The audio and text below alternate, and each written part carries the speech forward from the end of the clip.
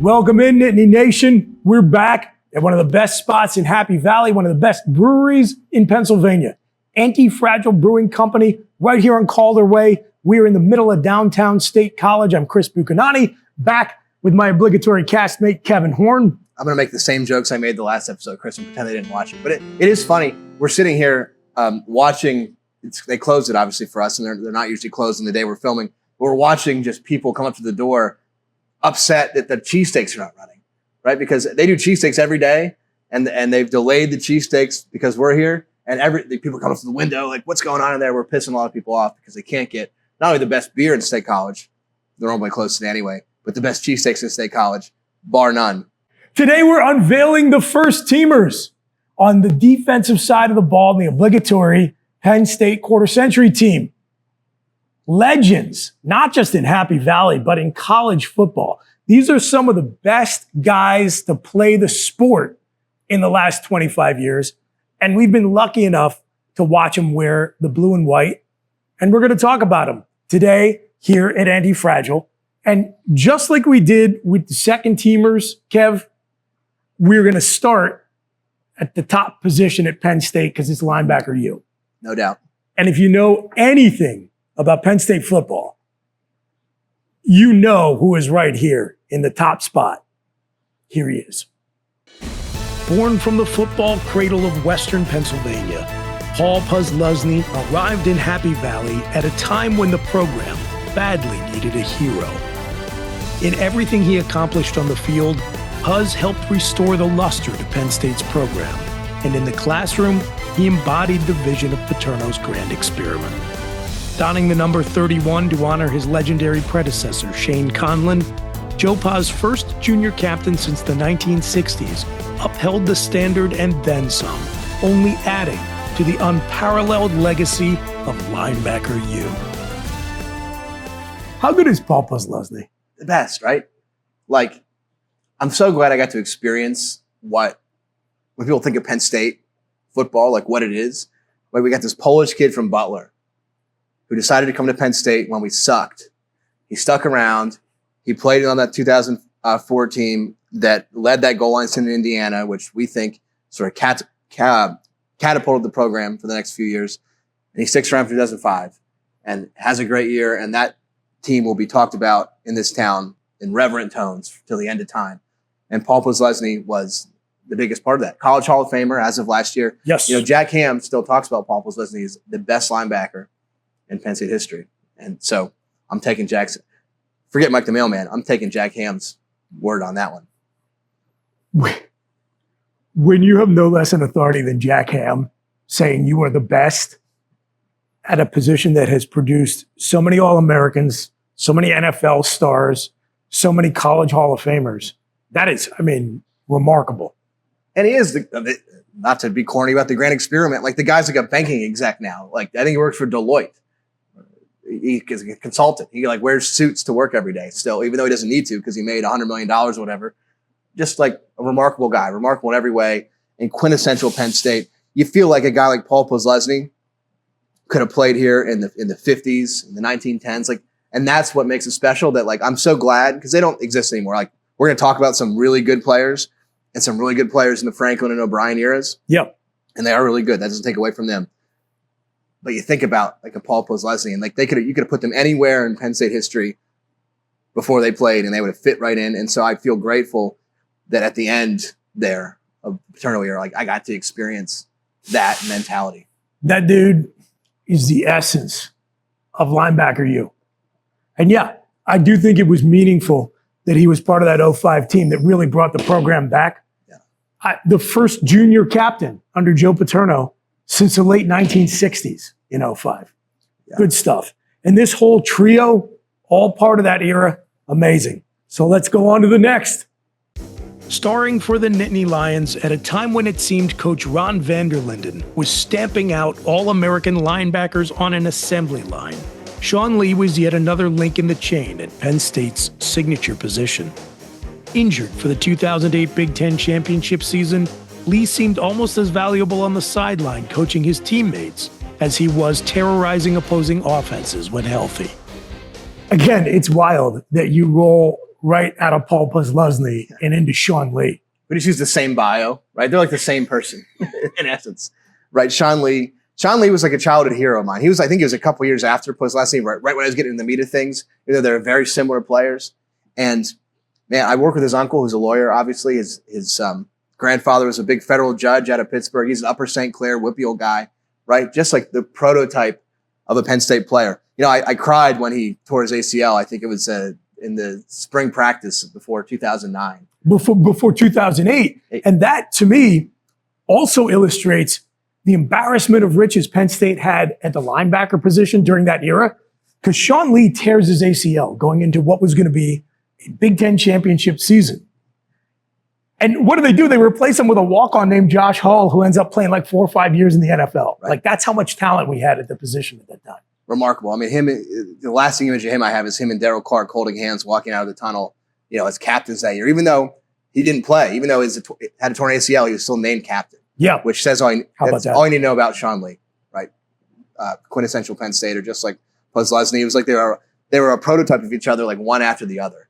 Well, it's funny that you say that, too, because Nittany Nation was really introduced to Sean Lee when he was pressed into playing the part of Paul Posluszny in the 06 Orange Bowl after that 05 season. Puz, you know, after being a superstar that season, we just talked about everything he meant to that team, tears his ACL in the Orange Bowl against Florida State, and in comes true freshman Sean Lee, and he doesn't skip a beat. I'll tell you a funny story about Sean Lee. Do you know what game was his official visit his senior year when he was being recruited?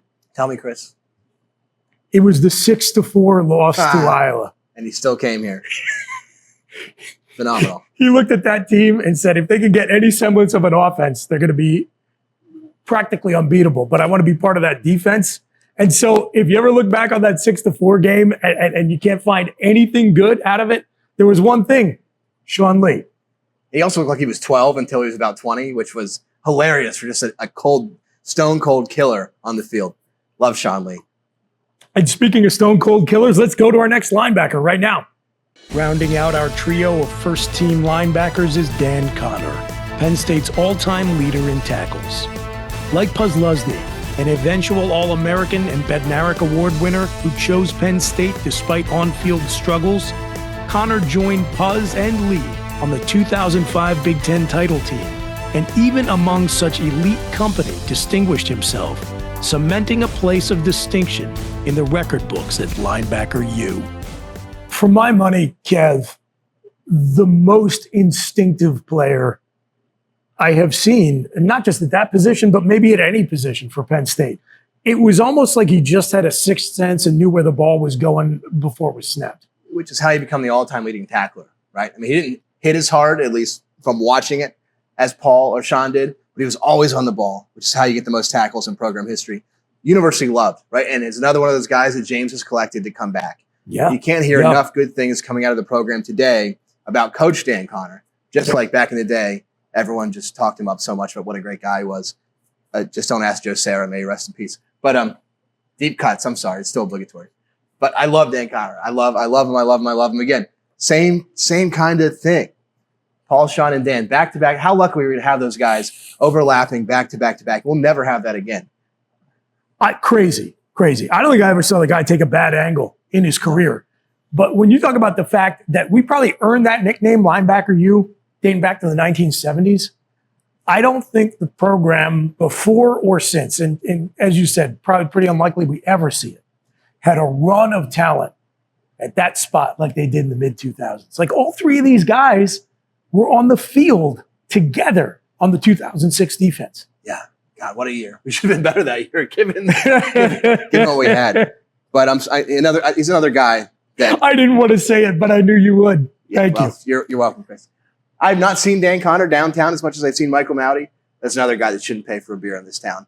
And God, that, James, for everything you want to say about James, like the way he's brought back so many Lettermen into the program. Like if I walk through Lash Building today, it's like all my childhood heroes. And then like Trace and all these, like awesome. It's to have all those guys in the same building is awesome. I feel better at night knowing that the program is still being run by that kind of character. Yes, sir. Love Dan Connor. Little tease, we might get to another one before we're done here with the first team. For sure. On the obligatory Penn State quarter century team, we're at Antifragile Brewing Company, and we will be right back with the first team defensive line. And a new beer. Mark your calendars for July 19th when the Hoppy Valley Brewers Fest returns to Penn State. Meet the brewers and enjoy exclusive pours from over 75 breweries from across Pennsylvania and beyond. Revisit your favorite places, reconnect with friends, and make new memories at the Hoppy Valley Brewers Fest. Learn more and get your tickets today at hoppyvalleybrewersfest.com. And we're back here at Antifragile Brewing Company on Calder Way in downtown State College.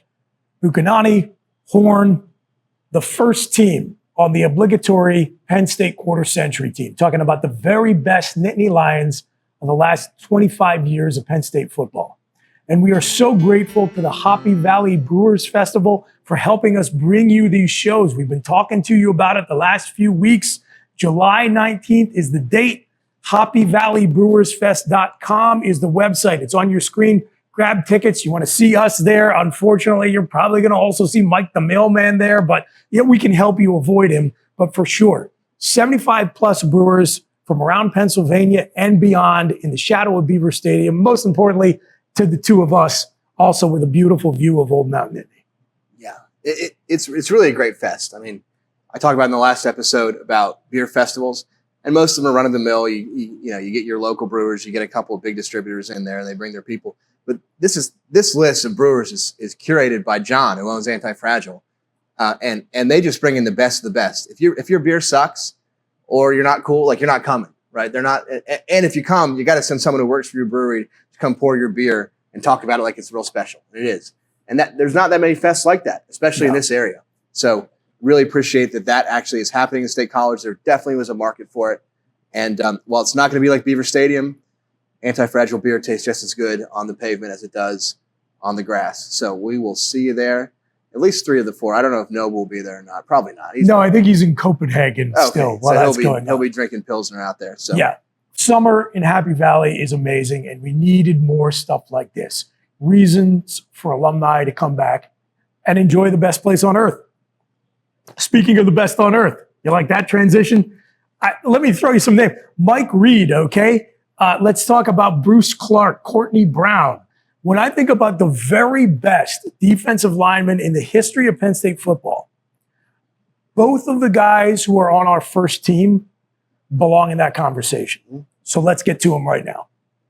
With his nonstop motor, indomitable will to win, and penchant for vicious quarterback hits, Tamba Hali was the perfect weapon to complement a contingent of fellow senior defensive stars on the 2005 conference champs. Hali set the tone for his teammates in practice, then backed it up on the field, consistently showing off an instinct for game-changing plays.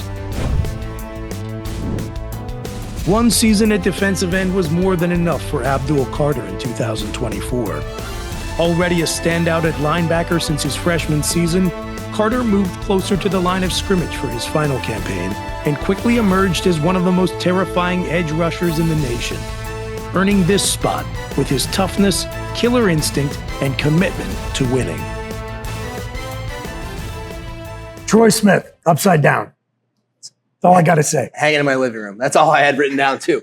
I mean, that image will go down as one of the most important moments in Penn State history, just like that game will. And that was Tamba, man. And, the perfect capture of him right on his head, right? It's not just like a regular tackle. And it really wasn't even on his head for that long. It was just that frame. Legend, Tamba Hali. When I think about, again, we talked with a lot of these guys, who they were off the field and what they did on the field and the combination that gets them onto this team. I talked to Jay Paterno about the famous story of Joe reading Hamlet to the team before the 2004 Indiana game and that 4-down goal line stand that they say sort of turned everything around. And he made a really good point about who Tamba was as a person and what that says about Penn State's football program at that time. That here's a guy who, as a kid, escapes war in his native Liberia, comes to the States looking for a better life, gets a chance to get a college education because he can play football here at Penn State.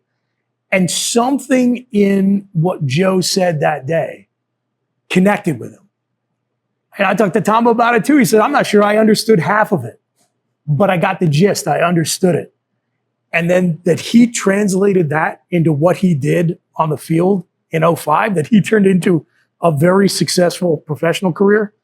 I mean, it's everything you want in the sport of college football and everything you want Penn State football to stand for. Yeah. What else needs to be said, man? I mean, the program put out a video of him probably 4 or 5 years ago at this point when he came back into the building, just a big smile on his face with his kids. That's what it's all about. So I'm going to cop to something. As much as we love Tamba Hali and as much as we love that 2005 team, I actually voted Abdul Carter ahead of him. Yeah. Because when I think about, and it's not recency bias. All those guys I mentioned before the break, everybody who made this team, first and second team, and worthy candidates who didn't quite make the cut. In a short amount of time as an edge rusher, Abdul was as good as I've seen anybody do it at Penn State, since Courtney Brown, probably. Yeah, and again, I don't remember who I voted for. Like I said in the last episode, I've long forgotten, so I can't copy Well, and that. I told you, don't go back and look. Yeah. The reason we talk so reverentially about Sean Lee and Posluszny, Dan Connor, Tamba Hali is because they remind us of sort of like the old school, like Penn State values, or even just college football values in general, right? Like you knew that those guys loved Penn State as much as you did, and they loved the fans just like you loved them. And it was like reciprocated back and forth, right? If there's one thing that's being lost in college football because of NIL and the portal, which this episode is not about, but if there's one thing being lost, it's like that sort of mutual love between team and your classmates and team and alumni is being lost because you have guys coming in because they're getting paid the most. They'll stay a couple years, they'll use your resources, and then they just leave on a dime, and then they won't play in your bowl game, right? Like that's the way it's going. So you're not getting the elite level talent like Abdul Carter. You're not getting that reciprocal love of alma mater anymore. But the reason that we love Abdul Carter is because he reminded us that can still exist, right? That can still exist. And I think part of it is because he became so close to LeVar Arrington. But great point. You know, when he was going through the playoff run and posting like the Darth Vader stuff, and he tweaked his arm. This guy he was the number 3 pick in the NFL draft. He tweaked his arm in the playoffs. He didn't have to play the rest of that. He didn't have to. And we would have been told by the media that we should not only accept it, but celebrate him for not playing anymore. And what did he do? He went and he worked every day to get it in a condition where he could at least take the field. And he had one of like the best playoff games that we could have ever hoped for. And you can just tell he loved Penn State. He loved playing on that team, that he was a good dude. And like of the old school mentality, we're like, I'm doing this for these guys, not for myself entirely, but for these guys too, right? That pack the stands. So that's why I love Abdul Carter and always will. And he's a dying breed, but just don't call him if you need a tow on your car. Way to finish up on brand. Good job. You're I welcome. couldn't have said it any better myself from start to finish. Let's go to the defensive tackles next.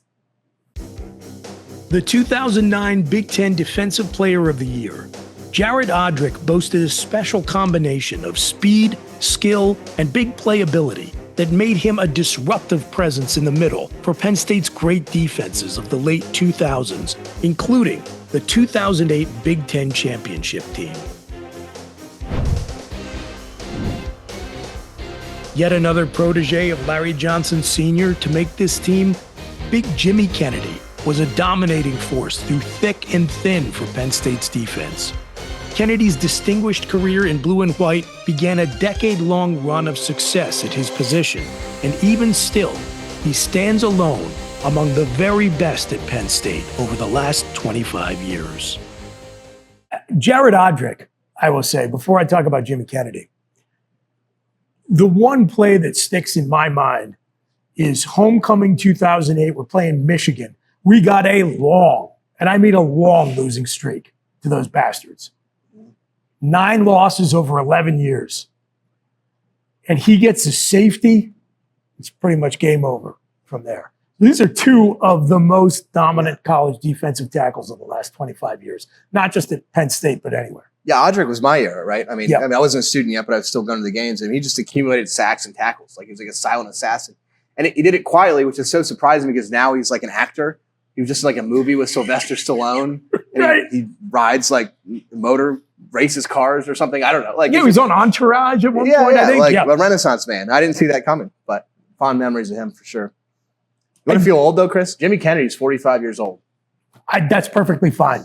You know, in fact, Jimmy, 45 is the new 35, buddy. And what I will say about him is that an era when Penn State had some murderers on the defensive line, he was good enough to start as a freshman and really never relinquished that role.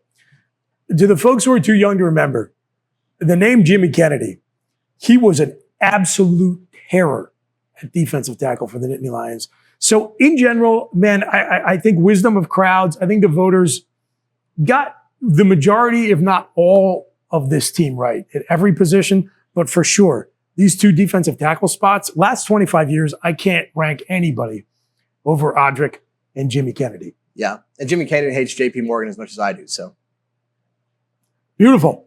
And on that note, we're going to hop to a little break here. And when we come back, we're going to talk about some of my all-time favorite Nittany Lions in the defensive secondary. So stay tuned. Mark your calendars for July 19th when the Hoppy Valley Brewers Fest returns to Penn State. Meet the brewers and enjoy exclusive pours from over 75 breweries from across Pennsylvania and beyond. Revisit your favorite places, reconnect with friends, and make new memories at the Hoppy Valley Brewers Fest. Learn more and get your tickets today at hoppyvalleybrewersfest.com. And welcome back to Antifragile Brewing Company on Calder Way in downtown State College, Buchanani, here with Horn. We are wrapping up the first team defense on the obligatory Penn State quarter century team. And we are talking about the defensive secondary. And we talked about it a little bit on the last show, Kev. Maybe not the depth of NFL caliber talent in the Paterno era, but certainly some top-end playmakers. We're going to talk about one as we get into the cornerback group here. But really, I cannot praise enough the great job James Franklin and his staff have done attracting good talent and then developing it in the secondary. Okay, Nate Bauer. That was for you, buddy. Who's the first person, Chris? Let's find out right now. Joey Porter Jr. arrived in Happy Valley with the pressure of generational expectations and managed to escape the long shadow cast by his famous Pittsburgh Steeler father by establishing himself as one of the top lockdown corners in the Big Ten, consistently taking away half the field for even the top passing offenses Penn State faced throughout his career. Bringing leadership, intensity, and focus.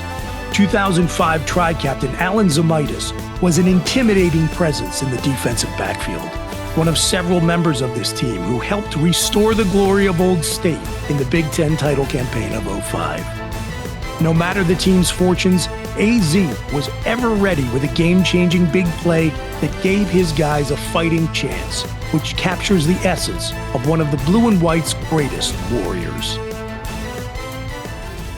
I'm going to start out with the very best.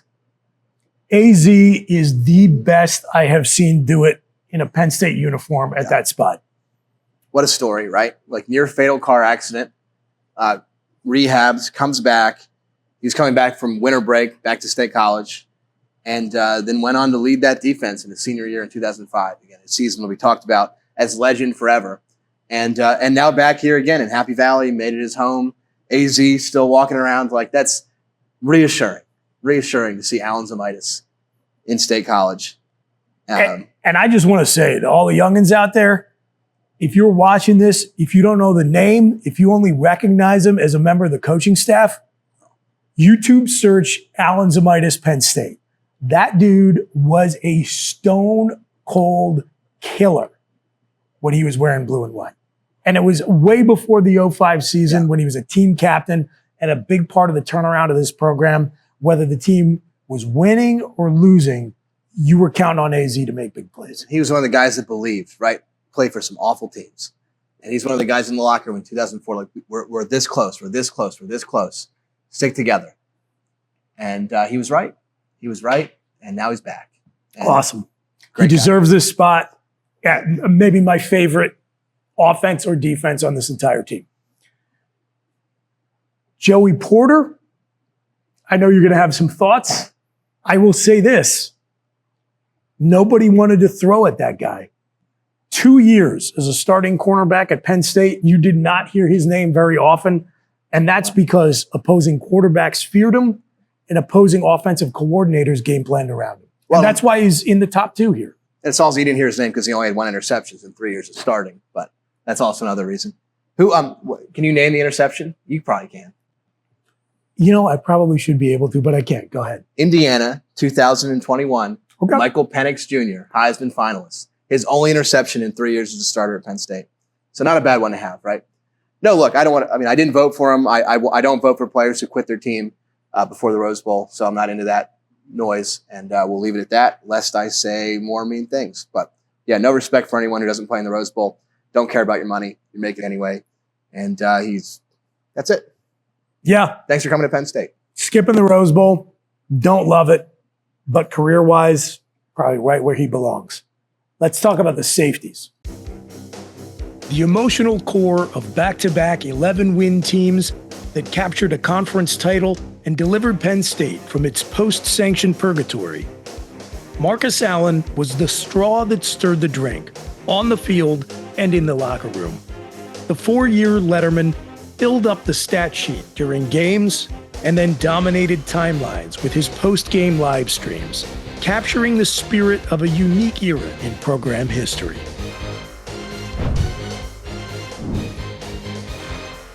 Like our second-team safety Jair Brown, Jaquan Brisker followed the well-worn path from Lackawanna College to Happy Valley and almost immediately established himself as a leader on the team and among its best players on either side of the ball.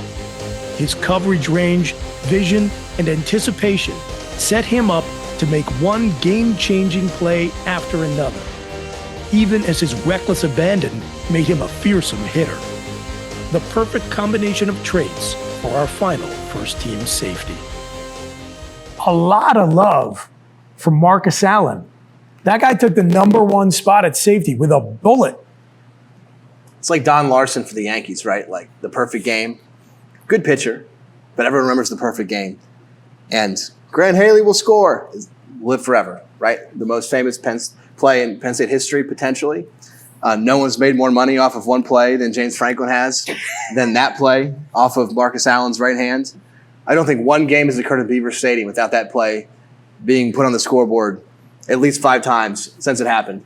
And that is going to continue forever, I think, until we beat them again, which means it's going to continue forever. So, love that guy. Didn't have the pro career that he wanted, but he'll always be remembered for that right hand when we needed it the most. Yeah, dude, drew a good player paycheck in the NFL for a long time. And you look at the stats, a 4-year contributor, up there in career numbers all over the board at his position. And honestly, when I think about Marcus Allen, I think about 2 things. I think about the videos from the locker room in the 2016 and 2017 season. And I think about a true freshman safety pressed into service in the 2014 Ohio State game, coming out and just playing gangbusters. And that set the tone for the rest of his career. Not surprising to me at all. Between career on the field and just the relationship between the fan base and the player, that he takes the top spot. And Brisker, man, just like Jair Brown, a Lackawanna kid who comes to Penn State and makes the absolute most of the opportunity. Really, one of the best playmakers we've had back there ever, as far as I'm concerned. Yeah, what a great story, right? Gateway High School, a crappy high school in Pittsburgh, couldn't get the grades to get into Penn State. No offense to Justin King, of course. Yeah, right. Love you, Justin. couldn't get into Penn State. Or Terry Smith. I'm sorry. Go ahead. You wouldn't send your kid to Gateway High School, Chris. I would not. Go Little Lions. Okay, I'm done with all that. But from there, could have went to like Toledo or some MAC schools. Like, no, I want to play in the big leagues. I want to play in the big leagues. Goes to Lackawanna for the year. Gets a bunch of offers. Picked us over like Alabama, a bunch of other teams. And came here and just had like a really nice career. I mean, I wish he deserved to be on one of those teams outside of those like awful COVID years. Right. And he never quite got there. I don't think he minds. He's making a ton of money in the NFL right now. Yeah. But I really wish we could have had him for at least one of those years when we were out of that mess. No matter one of those players, we were talking about AZ earlier, no matter what was going on the field with the team, you could count on him to make plays for you. I think many, many Penn Staters will never forget him sealing that 2021 season opener at Wisconsin with that pick in the end zone. That, to me, encapsulates what he brought to Penn State football. And, Kev, that is our first team on the quarter-century team defense. There it is. Legends. Very scientific. Only the best people answered the survey. You're too modest. It's a pleasure, man. It was a good time. Thanks, everybody, for going through this with us. We are going to unveil the first team offense next week. Like always, from Antifragile Brewing Company here in downtown State College. And one more reminder, Hoppy Valley Brewers Festival. Coming back to Penn State, July 19th. Get your tickets right now, and we'll see you there. Until then, take care of yourselves and each other. We are